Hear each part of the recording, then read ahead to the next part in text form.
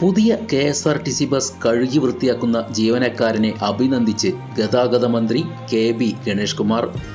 മന്ത്രിയുടെ official Facebook പോസ്റ്റിലാണ് video സഹിതം ജീവനക്കാരനെ അഭിനന്ദിക്കുന്നത്. പമ്പയ്ക്ക് ഓട്ടം പോയ പുതിയ ലിങ്ക് ബസ്സാണ് ജീവനക്കാരൻ കഴുകി വൃത്തിയാക്കുന്നത്. പമ്പാ നദിക്കരികിൽ പാർക്ക് ചെയ്ത ബസ് പുഴയിൽ നിന്നും ബക്കറ്റിൽ നിറച്ചു കൊണ്ടുവരുന്ന വെള്ളം ഉപയോഗിച്ചാണ് കഴുകുന്നത്. തൊട്ടരികിൽ നിന്ന് ആരോ ചിത്രീകരിച്ച വീഡിയോയാണെന്ന് വ്യക്തം.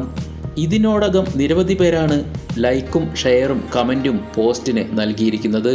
കഴുകൽ ഇങ്ങനെയല്ലെന്നും വാട്ടർ ഗൺ വാങ്ങിക്കൊടുക്കണമെന്നും 2 മാസം കഴിഞ്ഞ് ഇതേ ബസിൻ്റെ ഫോട്ടോ ഇടണമെന്നും നിരവധി പേർ കമൻ്റ് ഇട്ടു. സെൻസർ ഇരിക്കുന്ന ഭാഗത്ത് വെള്ളം കോരി ഒഴിക്കരുത് എന്നുകൂടി പറയണം.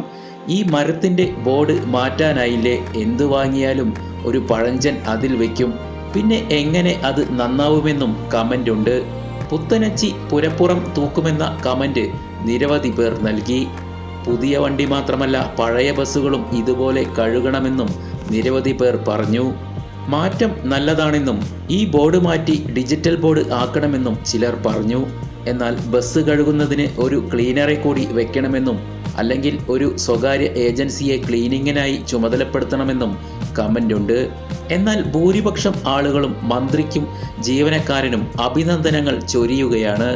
ബസ് കഴുകുന്നത് അത്ര വലിയ വാർത്തയൊന്നുമല്ല, എന്നാൽ അത് KSRTC ബസ്സാകുമ്പോൾ വാർത്തയും വൈറലുമാകും. നമ്മുടെ സിസ്റ്റത്തിൻ്റെ ഒരു പ്രത്യേകതയാണിത്.